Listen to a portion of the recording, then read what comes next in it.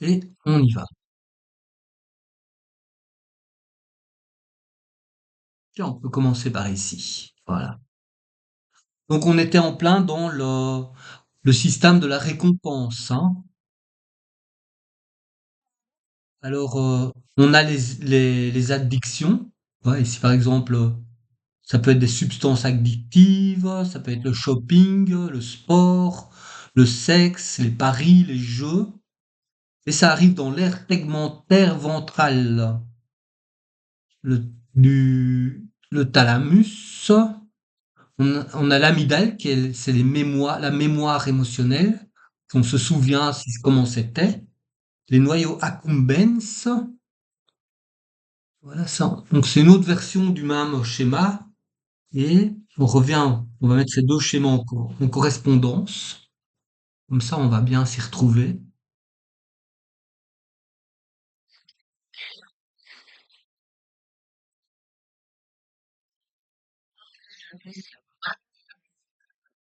Ouais. Donc on reprend ici. On a, voilà, l'aire tegmentaire ventrale, hein, qui a vraiment l'air central, quoi.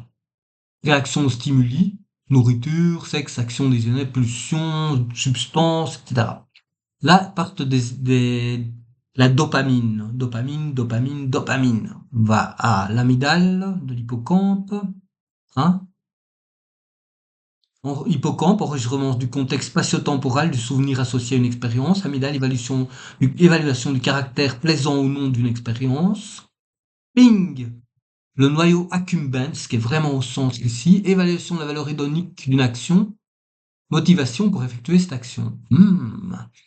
Et lui, il va aller sur l'hypothalamus, régulation des comportements de survie, si jamais, ou hop, contexte cortex préfrontal, focalisation de l'attention, prise de décision. Ici, c'est glutamate, c'est excitant, hein, hippocampe et noyau accumbens. Et puis on a encore, voilà, noyau accumbens, évaluation de la valeur hédonique et aussi le septum ici, évaluation de la valeur hédonique du stimuli. Le thalamus qui intègre tout, voilà. C'est important parce que, comme on va voir maintenant les substances chimiques, le mieux on retient ce schéma, le mieux on se porte. Euh, en gros. Alors, si on regarde maintenant les substances chimiques, ou les substances psychotropes qu'il y a, on va d'abord s'intéresser aux neurotransmetteurs. Alors, les neurotransmetteurs, c'est le signal chimique qui passe d'un neurone à l'autre, hein. Oh, est-ce que tu veux pas te fermer, toi? Faut pas te fermer, toi. Bon, ben voilà. Ok. Donc les signaux qui passent d'un neurone à l'autre. Alors on a le plus répandu, l'acétylcholine, hein, ça peut être des synapses excitatrices ou inhibitrices. On en trouve dans le système nerveux central autant que dans le système nerveux périphérique. Action directe sur récepteurs nicotiniques ou indirecte sur des récepteurs muscariniques. Effet prolongé en cas de blocage de la. Hein, si on bloque l'acétylcholine, on peut avoir un effet prolongé. Par exemple, il y a des substances comme par exemple la cocaïne, hein. Bien, la caféine a un effet similaire aussi. On va voir ça dans le détail. Diminution des niveaux dans certaines régions du cerveau euh, peuvent être à la cause de la maladie de l'Alzheimer. Mais comme on sait, ces maladies sont souvent des fourre-tout pour beaucoup de maladies, en fait, de causes différentes.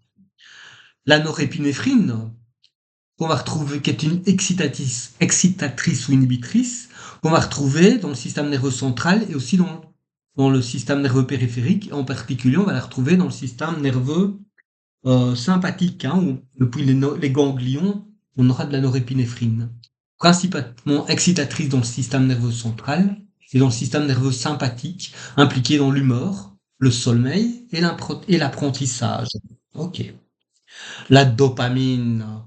Dopamine. Excitatrice ou inhibitrice. On va la retrouver dans le système nerveux central et aussi dans le système nerveux périphérique.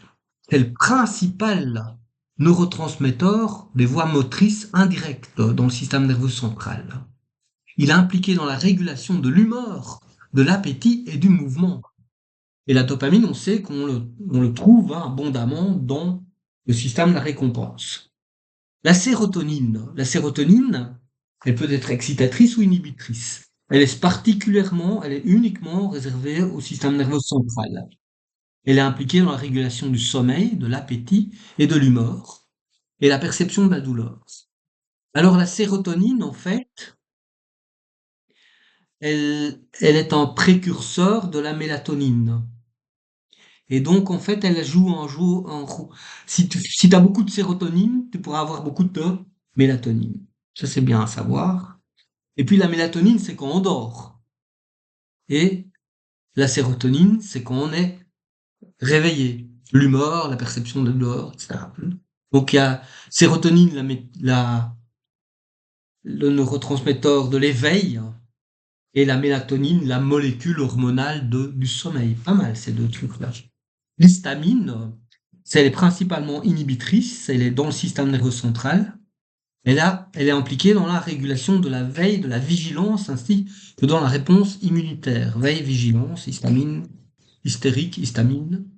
Le GABA. GABA, c'est inhibitrice. Le GABA et le glutamate sont un peu antinomiques l'un et l'autre.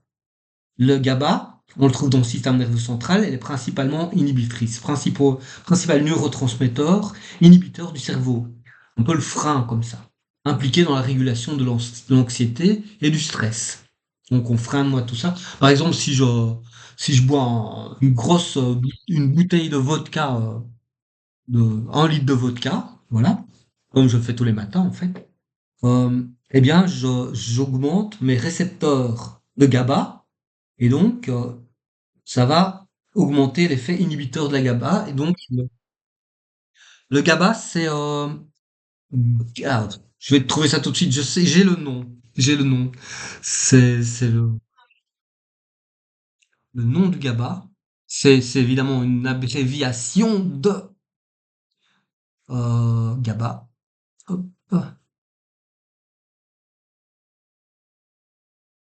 La gamma-aminobutyrique. C'est l'acide gamma-aminobutyrique.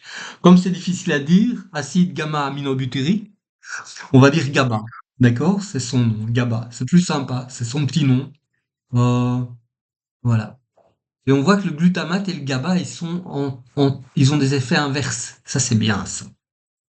Donc, le GABA, c'est principalement pour réduire, un peu étouffer la suractivité du cerveau. Tandis que le glutamate, elle est principalement excitatrice. On la trouve dans le système nerveux central. C'est le principal neurotransmetteur excitateur dans le cerveau. Il est impliqué dans l'apprentissage et la mémoire. Hmm. Voilà, ça c'est le premier aperçu résumé. Alors, on peut voir ça d'une autre façon. On sait qu'il y a de l'acétylcholine, puis on a des monoamines, parce que c'est des molécules où il y a de l'azote. Et dans la monoamine, on a la dopamine, la sérotonine et l'épinéphrine. Voilà. La dopamine, sérotonine et noradrénaline. Voilà, et noradrénaline. Ce sont des... Voilà, donc si t'en retiens un des trois, c'est très bien. Même deux, disons, ceux-là, c'est bien. Sérotonine, en fait, là, c'est avancé. Chaque fois que je mets avancé, c'est pas pour étudier, ok? C'est juste pour décorer. Mais par exemple, là, on dit que la sérotonine, elle est impliquée dans la régulation de l'humeur et du sommeil et de l'appétit et de la cognition et des fonctions autonomes. En fait, si tu veux, euh, c'est la molécule, c'est celle qu'on trouve pendant la journée, par opposition à la mélatonine, qui est pas un neurotransmetteur, mais qui est une hormone, et qui, elle, sera active dans la nuit. C'est parce qu'en fait, pour faire la mélatonine, il faut de la sérotonine, puisque c'est son précurseur.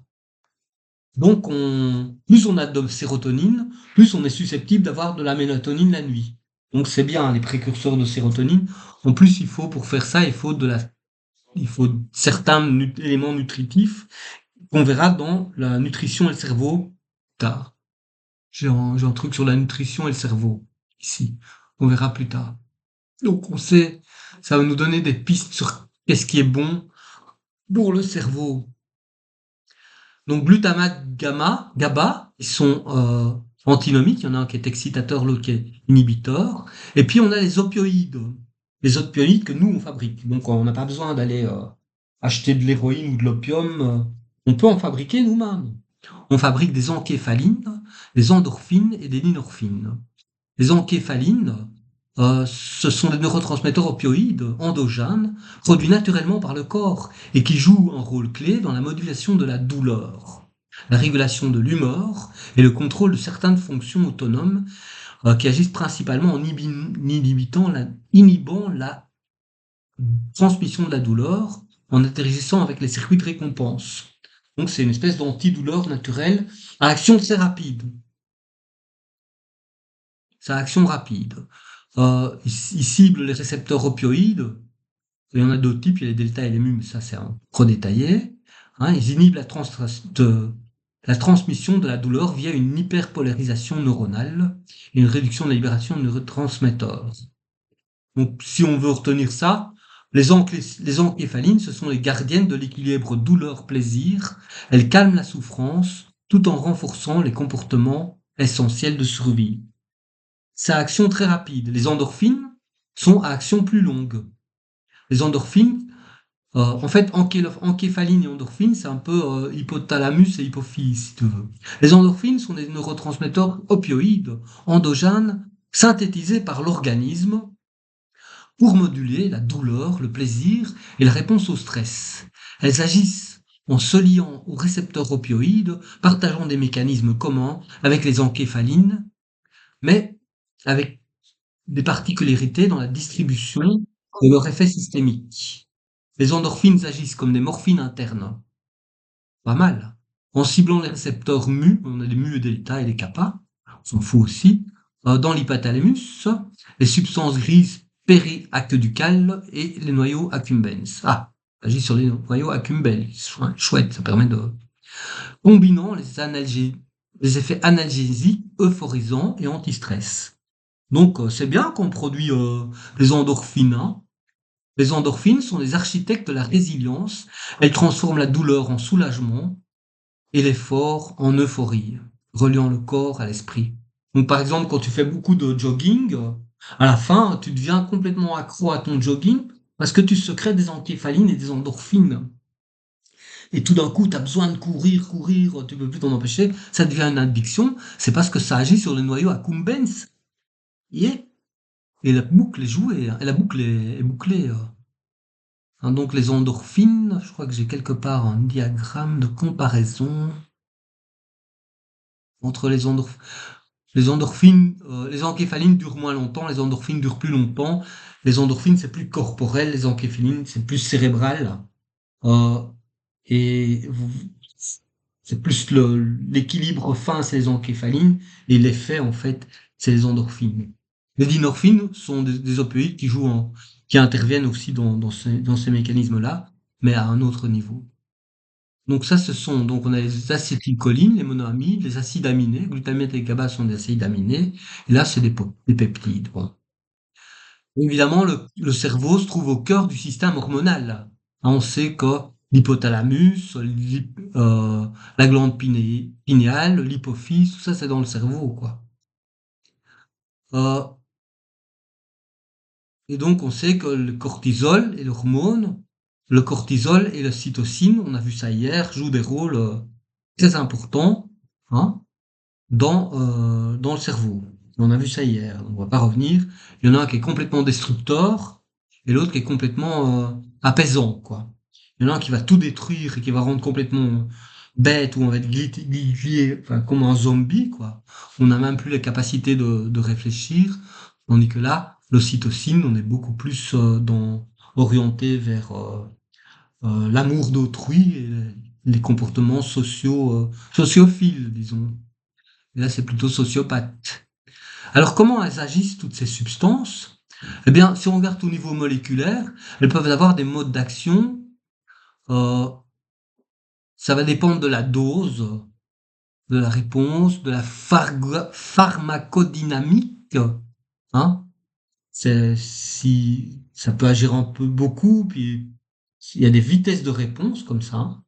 La tolérance, hein, on peut développer une tolérance à une substance.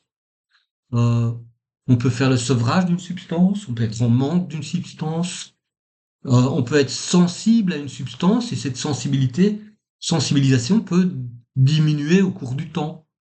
Et puis biochimiquement, on a des substances qui sont agonistes, c'est-à-dire elles, elles, elles agissent comme une substance naturelle.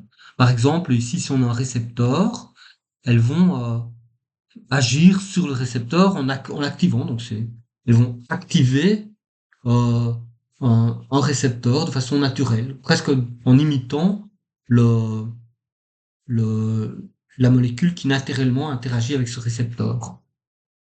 Alors, il y en a qui sont mixtes, qui sont à la fois qui, a- qui amoindrissent qui amoindrissent l'activation.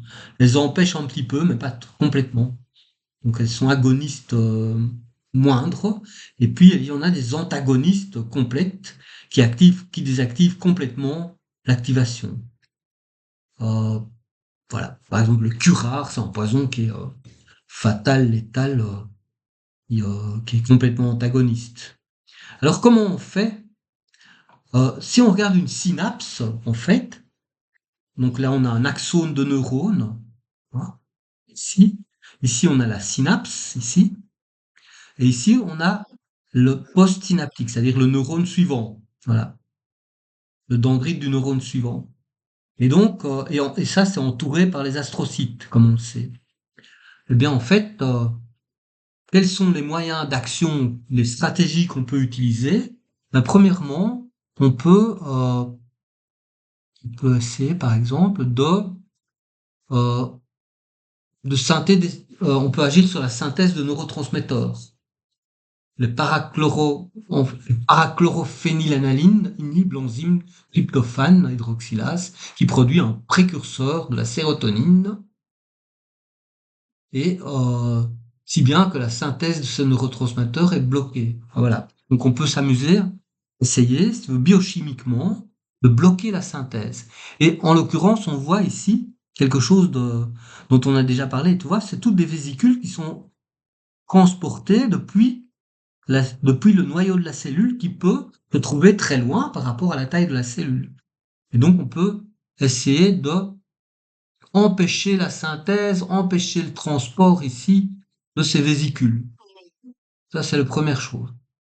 Deuxièmement, on peut essayer de nuire à la conduction du potentiel d'action le long de la membrane. Par exemple, la tétrodotoxine, qui est un poison globe, bloque les canaux à sodium, voltage dépendant, et arrête la propagation de l'influx nerveux. La tétrodotoxine. Je retiens pas tous ces noms, hein. C'est juste il faut savoir, sauf si tu veux empoisonner quelqu'un. Sauf si tu as un ennemi juré que tu veux absolument empoisonner, alors retiens ces noms. Tu trouveras peut-être ce dont tu as besoin. Euh, pour faire un petit crime. Voilà. Non, non, t'es pas obligé, sauf si t'en as besoin pour tuer quelqu'un, pour empoisonner quelqu'un que tu n'aimes pas. Ah, la tétrodotoxine. Voilà. Tétro, donc t'as vraiment envie d'empoisonner quelqu'un, hein, d'accord. Ok. Tétrodotoxine. Tétrodotoxine. Tétrodotoxine. Donc, peut-être qu'il vaut mieux pas que tu le retiennes. T'as vraiment besoin d'assassiner quelqu'un, en fait. Tétro, tétrodotoxine. Bah alors, je vais te filer tous les tuyaux, quoi. Voilà. Bon, avant, il paraît que c'était courant, hein, l'empoisonnement, c'était. C'est pour ça, en fait, que les gens, ils font chin-chin avec le verre. Tu sais ça? Pour- elle bloque l'influx nerveux le long des axones. Donc, c'est assez. Voilà. Mais le curare, c'est bien aussi. Elle bloque le, le, le transfert du potentiel de membrane le long de l'axone. Et tu sais pourquoi les gens font ting ting ching ching avec les verres? D'où ça vient? Ben, c'est parce que dans le temps, surtout dans les familles nobles, etc., et les héritages, c'était important. Donc, c'est des courants qu'on empoisonne des gens, quelqu'un de sa famille pour hériter à sa place, tu vois. Eh bien, comme on invitait souvent à boire quelque chose, quand tu fais chin-chin, il y a parfois des gouttes qui passent d'un verre à l'autre, tu vois. Et donc, si tu veux empoisonner quelqu'un, si tu fais pas chin-chin, ça veut dire que peut-être qu'il y a du poison, tu vois. Sinon, tu fais chin-chin franchement, et donc le champagne se mélange un peu, et on le boit tous les deux, si c'est empoisonné, tous les deux. C'est ça, en fait. Ça vient de là. Parce que c'était devenu, les empoisonnements dans les cours, c'était vraiment quelque chose de, dès qu'il y avait un futur roi qui allait naître, ou, qu'il y avait une épouse qui était, ouais, ben voilà, il était déjà mort-né, quoi. C'était, donc l'empoisonnement, il y avait même l'empoisonneur du roi, enfin tout ça, c'était évident, quoi. Donc, voilà. On va continuer, parce que, donc, le troisième, on peut, ah, empêcher le transport des vésicules le long de l'axone. La colchicine. La colchicine perturbe la maintenance des microtubules, véritable rail de transport axonal, entravant le transport. Colchicine, prends en note, c'est bon. En plus, on les trouve dans les Alpes. Tu peux cueillir des fleurs de colchicine et fabriquer ton petit cocktail pour être sûr que ta victime reste sur le carreau. Ensuite, la libération des neurotransmetteurs, pardon, empêcher la libération des neurotransmetteurs. Eh bien, ça c'est simple. Les antagonistes des canaux à calcium, par exemple le verapamil, inhibent la libération des neurotransmetteurs. Les amphétamines stimulent la libération des catécholamines. Le venin de l'araignée, la veuve noire, provoque la vidange de l'acétylcholine et donc son tarissement. Donc on peut empêcher cette libération des, euh, des neurotransmetteurs, soit en empêchant le calcium de rentrer, soit en faisant comme la veuve noire, en ayant un poison qui provoque la vidange complète de l'acétylcholine. Ça c'est simple, hein. Plus d'acétylcholine, hop. Euh, je crois qu'on en trouve pas mal au Brésil des veuves noires. C'est ça, hein. C'est des- c'est une des raisons pour lesquelles c'est assez. Je veux dire l'araignée, hein, pas c'est. Donc alors, tac. Le stockage, on peut jouer sur le stockage des vésicules des neurotransmetteurs. La réserpine rend les vésicules synaptiques poreuses. Il en résulte la fuite des neurotransmetteurs et leur exposition aux enzymes de dégradation. Donc, si tu rends ça poreux, ben, tu vas plus avoir rien dedans. Donc, c'est la réserpine. La modulation de la libération, la mole, ouais, je vais pouvoir parler, hein. La modulation de la libération des neurotransmetteurs par les autorécepteurs. La caféine entre en compétition avec l'adénosine au niveau des récepteurs présynaptiques et empêche son effet inhibiteur. Pas mal. Déjà, la caféine, elle a un effet double comme ça, très intéressant. Et donc elle a un effet, elle empêche l'effet inhibiteur de l'adénosine, mais en plus de l'autre côté, en fait, quand la caféine arrive, pardon, quand l'acétylcholine passe de l'autre côté, elle va avoir un état excitateur. Ça va provoquer une forte dépolarisation de la membrane et donc permettre la transmission de l'influx nerveux. Mais, comme dans toutes ces réactions, t'as souvent, quand tu joues de la, mou- quand quelqu'un joue de la batterie, il y a le coussinet de la batterie pour amortir l'effet, je peux amortir l'effet aigu de, de cette, euh, de cette dépolarisation. Donc, tu as un amortisseur. Et la caféine détruit, en fait, empêche l'action de cet amortisseur. Donc c'est comme si tu jouais de la batterie sans coussin. Donc quand tu tapes avec sur la batterie, ça va être plus aigu, ça va être plus prolongé, ça va pas être étouffé. Et tu as besoin d'étouffer en fait. Donc tu produis ton effet, tu l'étouffes. Ça c'est l'effet de la caféine. Euh, et puis tu peux aussi jouer sur la recapture des neurotransmetteurs. La cocaïne et les amphétamines inhibent la recapture présynaptique des neurotransmetteurs et prolongent donc leur effet synaptique. Hein. Donc quelqu'un qui prend... Ouais, c'est la CEP. Donc euh, Manu, par exemple, sur son bureau présidentiel, il a toujours sa ligne de coke et ça lui permet d'être toujours en forme et ça rend méchant en plus. Hein. Ça, pour donner ses ordres et préparer ses discours haineux contre les Russes. Et donc la cocaïne et les amphétamines inhibent la recapture présynaptique des neurotransmetteurs. Donc en fait, tes neurotransmetteurs, s'ils sont pas recapturés, ils agissent plus longtemps. Et donc tu te sens très puissant, comme un président, et tu peux tout d'un coup avoir envie de presser sur un bouton. Donc c'est dangereux, il faudrait peut-être qu'il arrête. Hein. Certains antidépresseurs inhibent spécifiquement la recapture de la sérotonine. Ça, c'est bien. Sérotonine, c'est bien, on en a besoin pour rester éveillé, pour être de bonne humeur, etc.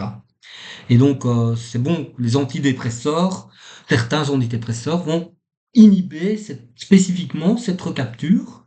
Et donc, on va rester plus longtemps de bonne humeur, peut-être de nouveau se taper une crise de dépression. Pardon. Alors, oui, euh, dégradation.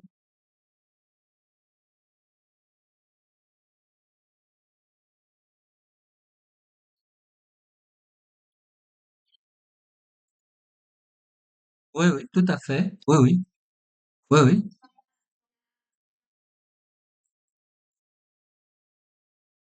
Non, non, non, non, non, non, non, non, non, non, non, non, non, mélangeons pas tout. Donc la cocaïne et les amphétamines inhibent la recapture présynaptique des neurotransmetteurs.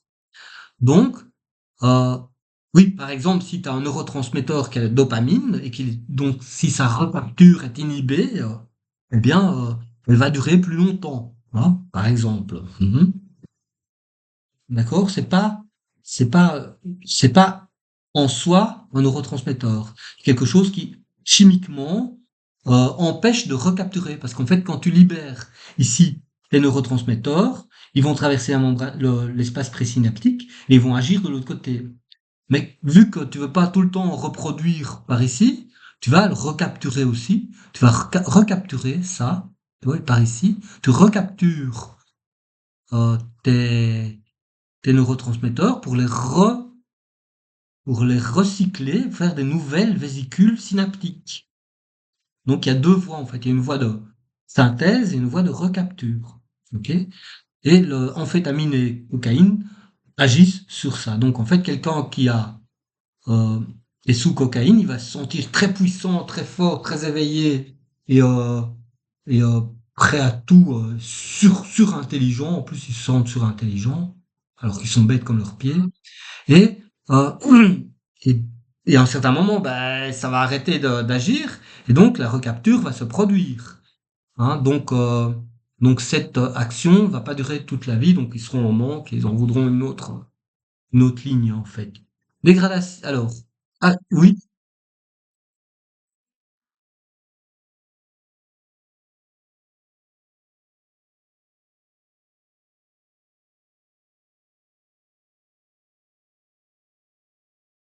la réaction de manque.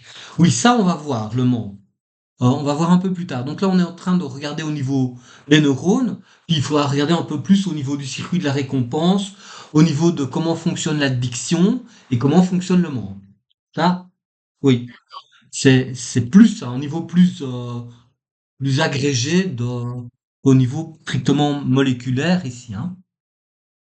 Mais bien sûr que ça, c'est évidemment lié. 8, la dégradation des neurotransmetteurs. Hein, si on empêche euh, donc les neurotransmetteurs peuvent être recapturés, ils peuvent être aussi dégradés. Là, on dégrade les neurotransmetteurs. Par exemple, la monoamine oxydase bloque les enzymes qui inactivent les neurotransmetteurs et en conséquence, les neurotransmetteurs demeurent plus longtemps dans la fente synaptique et ont plus d'effets. Donc voilà, ça c'est comment on agit, quels sont les différents modes d'action au niveau présynaptique. Mais on peut aussi essayer d'agir au niveau postsynaptique. Bon là, il y a moins. Et ça va être, par exemple, ici, au niveau postsynaptique, eh bien, hein, on peut essayer de nouveau agir sur la dégradation des neurotransmetteurs au niveau postsynaptique. Là, on a certaines physopygmines. On peut aussi agir sur le nombre de récepteurs postsynaptiques. Là, on en a un très important, c'est l'alcool. Hein. L'alcool provoque l'augmentation, déclenche l'augmentation des récepteurs postsynaptiques du GABA. Or, le GABA, il est inhibiteur. Hein, il étouffe un petit peu tout ce qui est excitation. Donc, quand tu es bien bourré, pardon, ou si tu te saoules bien, eh bien, tu vas avoir plus de GABA, plus de récepteurs de GABA, donc plus d'inhibition. Donc, tu vas être un peu plus, par exemple, tu vas faire des mouvements avec des erreurs, tu vas renverser ton verre, tu vas marcher un peu en titubant parce qu'au niveau euh, du cervelet, ça va marcher moins bien, la coordination. Au niveau de l'attention, de la vitesse de réflexion, ça va être... il y a plein de choses. On va voir ça un peu plus en détail, l'alcool, hein. Mais ça, c'est effectivement, on augmente le nombre de récepteurs GABA, où on peut bloquer des récepteurs. Euh, Par exemple, des médicaments antipsychotiques sont des antagonistes de certains récepteurs dopaminergiques, donc ils reçoivent la dopamine. Et donc, s'ils bloquent partiellement la dopamine, ben, ça va un petit peu calmer l'hystérique, le psychotique, le type qui est un peu hyper actif comme ça. C'est dangereux ces médicaments, hein. Et puis on a ouais, ça je te recommande, mais c'est connu comme le monde. C'est le curare. Le curare est utilisé justement dans les forêts amazoniennes avec les sarbacanes. Le curare bloque curare. Il bloque les récepteurs. Curare. Ah, mais si tu connais pas, tu en ramènes la prochaine fois que tu vas au Brésil, hein, parce que là, il y en a. C'est là qu'on le trouve. Oui, bah oui, ouais, bien sûr. Alors, donc le curare, c'est, il bloque les récepteurs nicotiniques de l'acétylcholine. Super, il les bloque bien, donc c'est mortel, hein. L'activation des récepteurs, activation des récepteurs, donc on peut soit les bloquer, soit les activer. La nicotine est un agoniste des récepteurs nicotiniques. Donc la nicotine peut aussi activer les récepteurs nicotiniques. Et l'acétylcholine, de l'acétylcholine.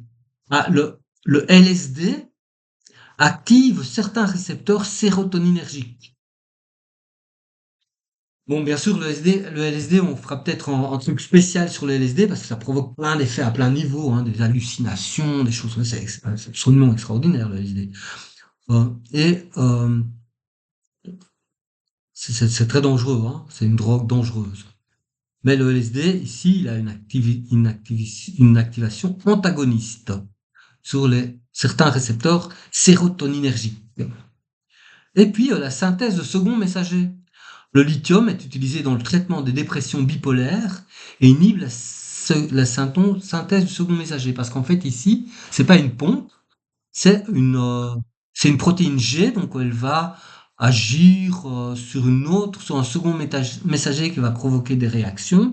Et là, le lithium est abondamment utilisé dans les réactions bipolaires, hein. On va voir des pathologies après, mais donc les réactions bipolaires, il y en a plein, hein. Euh, euh, donc, voilà pour comment on peut agir au niveau postsynaptiques. Donc, on a vu pour le moment que on pouvait agir. Je vais un peu rapetisser ça. On s'y retrouve mieux. Et ça, là, on se retrouve un petit peu mieux dans cette forêt d'informations. Alors, les types de drogue. Ah ah, les types de drogue. Donc, quand tu vas chez tous ces médicaments qu'on fait prendre aux gens, ces médicaments psychoactifs, en fait. Alors, on a plusieurs catégories. On a les médicaments antipsychotiques, les antidépresseurs, les stimulants, les anxiolytiques. Mhm. Et donc, si on prend les antipsychotiques, eh bien, ou neuroleptiques parfois, en fait, ils soulagent des symptômes, surtout positifs. Hein. Les hallucinations, les illusions de la schizophrénie. Donc, la schizophrénie, on verra, c'est assez dramatique. Ce sont des personnes dont le cerveau fonctionne de moins en moins bien en corrélation avec le réel, donc le thalamus, toutes les informations qui viennent du thalamus, sensorielles, la perception de la réalité, tout ça est de plus en plus biaisé ou transformé. Et donc, c'est des gens qui racontent des histoires, qui tiennent de moins en moins compte de la réalité, qui vivent dans leur propre réalité. Et c'est très handicapant en fait. Certains, certains récepteurs certains médicaments bloquent les récepteurs dopaminergiques et d'autres affectent les récepteurs sérotoninergiques, si on a vu. Hein. Donc si on veut bloquer ou activer les récepteurs dopaminergiques ou sérotoninergiques. Les antidépresseurs, ça c'est abondamment consommé. Je crois que la France est le premier pays consommeur d'antidépresseurs. C'est c'est terrible. J'ai une fois lu ça quelque part. C'était incroyable. C'est parce que bon, voilà. Mais c'est vrai qu'au Brésil, il y a carrément on peut prendre les médicaments sans ordonnance. Il y a des supermarchés de médicaments. Alors peut-être que c'est moins, justement. Alors ça rentre pas dans les statistiques. Peut-être ça. Bon, je sais qu'en France, on consomme beaucoup d'antidépresseurs. Mhm. Ah, maintenant c'est contrôlé, c'est bien. Oui,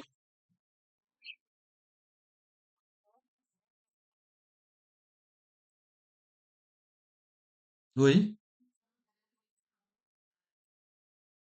Ouais, t'avais des supermarchés comme ça. Ah tiens, je prends des antibiotiques, un petit narcoleptique. Tiens, je me sens un peu en dépression, je vais prendre ceci, cela. Donc, alors les antidépresseurs améliorent les troubles chroniques de l'humeur, les troubles affectifs.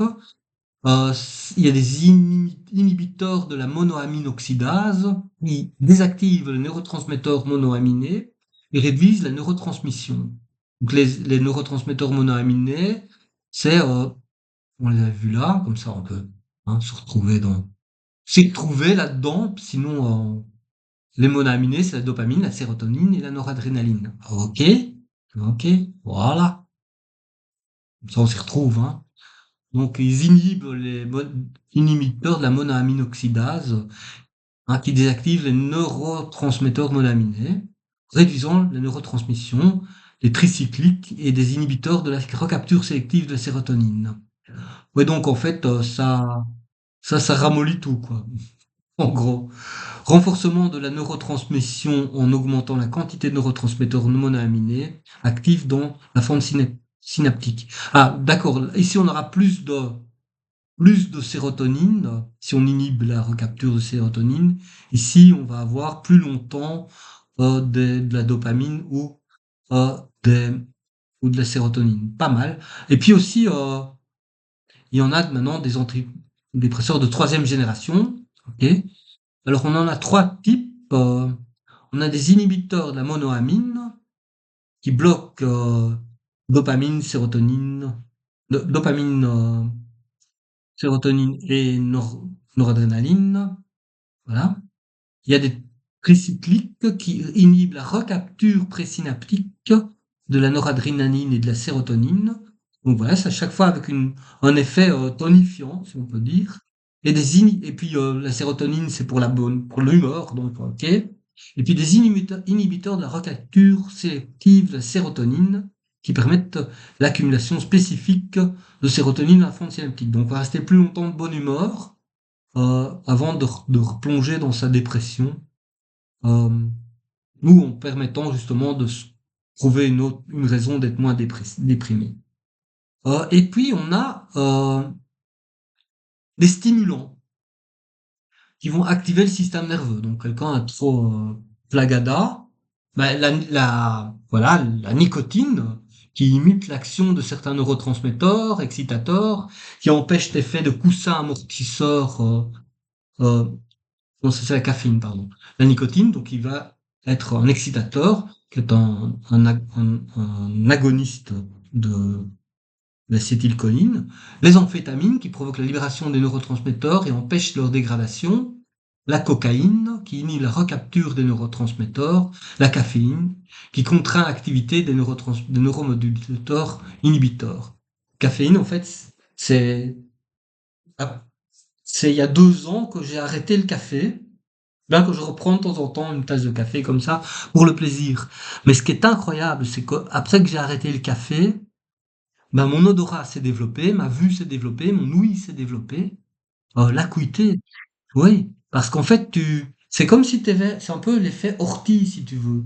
Quand ça brouille les pistes, ça, en fait, c'est toujours en dents de scie, tandis et donc en fait tu récupères beaucoup de sensibilité euh, de l'olfaction, principalement l'olfaction. Ça, c'est ce qui m'a le plus frappé parce que j'ai trouvé beaucoup plus de plaisir à aller au marché. Tu vas au marché, tu sens. Alors ça énerve les vendeurs parce que, par exemple, tu vas près du vendeur d'olives, il te regarde, puis il pense que tu vas acheter, et tu renifles les différentes espèces d'olives, tu vois, différents goûts. Et ça énerve le vendeur au plus haut point parce que, évidemment, tu fais de l'aromathérapie et c'est gratuit. Tu vas devant un fleuriste, tu renifles les fleurs, tu sens.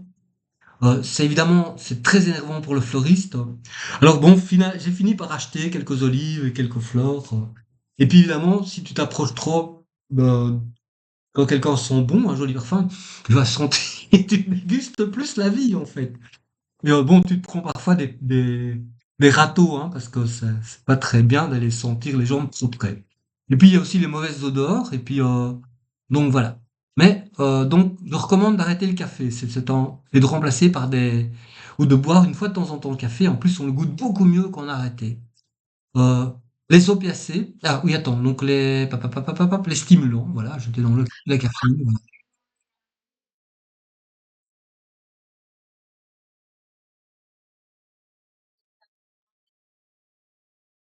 Mhm, mhm,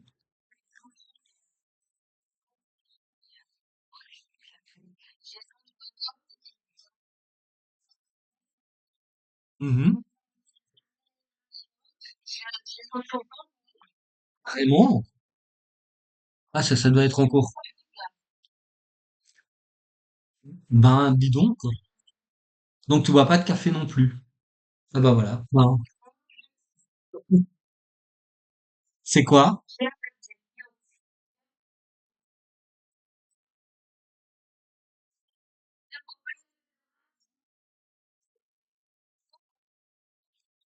Oui.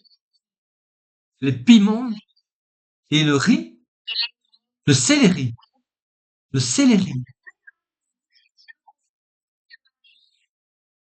Allez. Ah oui.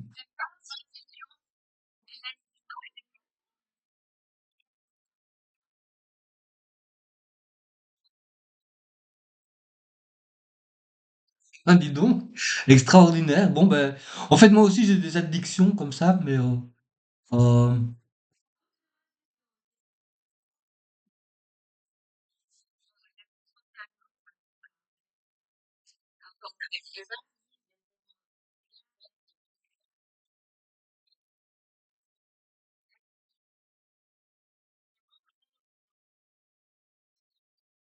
Oui,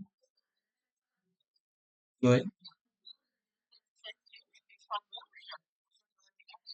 oui.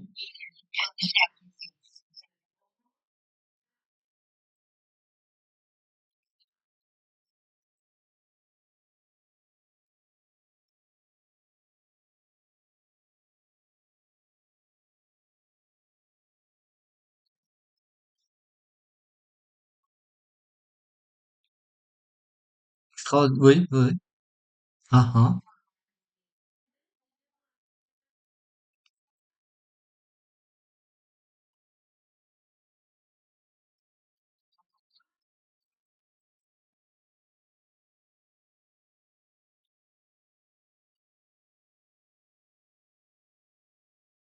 Mhm. Ouais, moi j'ai fumé pendant, je crois, 17 ans. J'étais un grand fumeur. J'étais un grand fumeur parce que quand tu travailles avec les ordinateurs, la programmation, souvent les programmeurs ensemble, ils se retrouvent. Allez, on va fumer pour se déstresser. On avait un énorme tas de cigarettes, de mégots toujours en bas du boulot. C'était devenu mais il y avait plein de choses agréables. Moi, mes souvenirs les plus agréables de fumer, j'étais avec mon frère après la pluie sur les toits à Bruxelles, à regarder le soleil et le ciel, les nuages, après la pluie, sur le toit, on fumait des clopes. On roulait des cigarettes roulées, comme ça. C'est toute la vie. C'est un geste d'amitié, tout ça. Et en 2000, ouais, en 2004, j'ai arrêté. Comme ça. J'ai arrêté comme ça. Moi, ça, puis voilà, maintenant, quand quelqu'un fume, je renifle. J'aime bien renifler quand je pousse une petite reniflette. Ça me rappelle quand j'étais jeune, je fumais. Et puis c'est fini, quoi, voilà. Mais je fume plus parce que j'avais essayé plusieurs fois d'arrêter de fumer, et dès que j'avais repris ça, hop, c'était reparti. J'avais besoin de fumer, mais plus que tout. J'en reprenais pour 5 6 ans, quoi. Hein? Ouais, bon, un peu, mais c'est parti assez vite, quoi. Mais effectivement, ça fait mal à la tête, t'as l'impression qu'on a des marteaux-piqueurs dans ta tête, on donne des coups de marteau. Tu vas étouffer. Et en fait, maintenant, je suis en train d'arrêter le sucre. Et, ça fait 2 jours que j'ai pas mangé de sucre. Je sens mon pancréas qui réclame, donne-moi mon sucre. Je sens que j'ai tout, un peu comme quand j'ai arrêté de fumer. J'ai besoin de sucre. Et je vois des gâteaux, du chocolat, tout ça. Je dis non, non, non, non, non, non, on va pas manger de sucre. Et alors bon, je prends une mandarine, des trucs comme ça, mais j'ai l'impression que c'est une bonne idée d'arrêter le sucre parce qu'en fait, pour la digestion, c'est catastrophique, hein.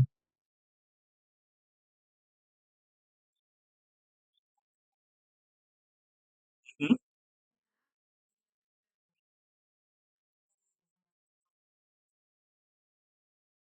Oui.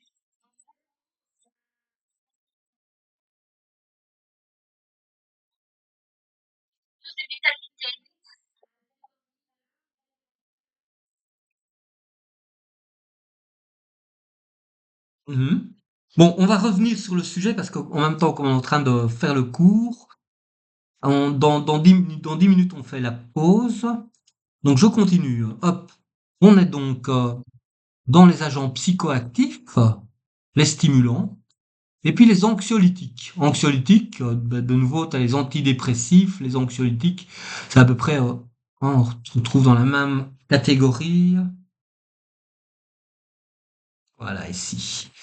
Les anxiolytiques, alors, on a les agonistes benzodiazépines qui renforcent l'activité du GABA. Alors, effectivement, si on renforce l'activité du GABA, ça va être inhibiteur, puisque le GABA, c'est un peu l'étouffeur, celui qui étouffe le feu neuronal qui nous habite. Hein, le GABA, c'est le principal neurotransmetteur inhibiteur du système nerveux central. Et donc, ça va un peu renforcer l'activité du GABA sur certains récepteurs, par exemple le diazépam. Ok. Euh, Donc on a aussi bien sûr l'alcool, hein, qui agit sur les récepteurs GABAergiques et qui va donc en augmenter la quantité. Et donc, comme il y a plus de GABA, ben on va être plus inhibé. C'est bénéfique à faible dose chez l'adulte. C'est bien de boire un petit verre de vin de temps en temps, c'est excellent. Euh, et c'est un poison neurotoxique puissant si consommé avec excès. Il entraîne la destruction des neurones. Donc si on est en zapoï pendant 15 jours et qu'on boit que de la vodka avec un petit cornichon, c'est peut-être pas très bon pour la santé. Euh, L'impact psychoactif diaphasique sur le système nerveux, phase initiale d'excitation, phase secondaire plus longue de dépression. Donc au début, quand on boit un coup, on est très excité, on va parler plein de trucs et tout ça. Hein, on va avoir l'alcool joyeux, plein de... et très loquace. Et puis tout d'un coup, phase secondaire et plus longue, on va être... on va rentrer en dépression, puis tu vas commencer à... Enfin, tout le monde connaît les histoires de saoulerie qui finissent mal, quoi. Voilà. Donc, voilà l'alcool. Les opiacés, qui sont des puissants analgéniques, éliminent et soulagent la douleur. Ils se lisent sur des récepteurs opioïdes présents dans le système limbique et l'hypothalamus, ainsi que dans le locus coeruleus et la substance grise périapicale. On s'en fout. Alors, les opiacés endogènes, on en avait déjà parlé. On produit des endorphines, des encéphalines, des dynorphines. Waouh! Ça fonctionne super bien. Donc, ce sont des peptides endogènes qui servent de neurotransmetteurs, qui contrôlent la douleur, mais qui stimulent le plaisir. Ça, qu'on fait des endorphines, on est tout à fait joyeux, rempli de plaisir, et c'est tout à fait, donc ça affecte les comportements de motivation et d'aversion. On a donc les endorphines, encéphaline et dynorphine. Et puis on a les opiacés exogènes, celles qu'il faut aller acheter chez le dealer du coin, euh, si, si on est drogué et addictif. Par exemple, ça inclut la morphine, l'héroïne. Aussi la morphine, c'est produit médicalement chez les gens qui sont en soins palliatifs ou qui ont des grands problèmes psychologiques. On on donne de la morphine, de l'héroïne. Il y a des gens qui sont sous héroïne sous contrôle. C'est un très fort pouvoir addictif. Euh, et voilà, la morphine est souvent utilisée sous contrôle médical. Euh, donc, j'espère que j'ai pas trop de bêtises. Euh, et si j'en ai dit, je m'en excuse par anticipation. Euh, et bien entendu, on, on va avancer par là. À 80%, il faut que j'arrive, voilà. J'arrive au suivant, donc ça, on avait parlé de ça. Ça, ici, ça nous donne un peu une nouvelle vue sur le même système. Donc, on sait que le système de la récompense est vraiment au cœur de tout ça, hein. Le thalamus, voilà, l'aire tegmentaire ventrale. On a vu, hein, ben, le plaisir, la dopamine, l'inhibition, la GABA. Ah, voilà, ici, la GABA qui part du noyau accumbens, évaluation de la valeur hédonique, et elle peut inhiber l'hypothalamus, elle peut inhiber, attends, voilà, elle peut inhiber l'hypothalamus, la GABA. Ici, l'amygdale, qui est vraiment l'évaluation du caractère plaisant ou non d'une expérience, peut venir inhiber le noyau accumbens. Et puis on a ici, évidemment, le glutamate qui va dire eh mais non, arrête de faire ça, prends pas ça, oh, vas-y, c'est bon. Et voilà, ça peut être très bien. Par exemple, j'adore sentir les fleurs, c'est une addiction. Bah, ouais, je vais ressentir des fleurs et encore ressentir des fleurs, essayer de trouver quelle fleur c'est. Euh, voilà. Voilà, voilà. Imagine que tu as une addiction. Voilà,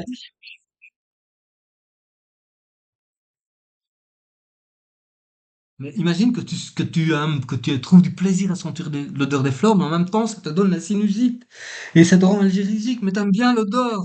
Alors là, t'aurais tout un dilemme ici entre toutes ces molécules qui vont s'entretuer, tu vois ça. Et oui, c'est triste. Et alors, tu vois, donc on a bien ces noyaux accumbens ici, évaluation de la valeur hédonique, et cet aire tegmentaire ventral qui est réaction au stimuli, et ici l'hippocampe. Ils sont vraiment au carrefour, hein. Et si tu regardes maintenant comment agissent les drogues, c'est pour ça que je le réserve pour la fin de cette partie-ci, hein, juste avant la pause, ben les opiacés, ici il y a une erreur de nouveau, c'est, non, les opiacés vont agir ici, la nicotine et l'alcool vont agir ici. Ah, c'est faux. L'alcool, il va agir sur le GABA. Là, il y a une erreur de frappe. Euh, les opiacés, les endorphines vont agir ici. Tac. Au niveau de l'aire tegmentaire ventrale, l'alcool, les voilà, comme on avait dit, benzodiazépines, la nicotine, aire tegmentaire ventrale, le cannabis et la nicotine agissent ici, en inhibiteur. Au niveau du noyau accumbens. Euh, donc la cocaïne, elle agit, et les amphétamines vont agir plutôt ici. Donc comment on sait déjà où agit quoi. Et donc ben, on avance dans toute cette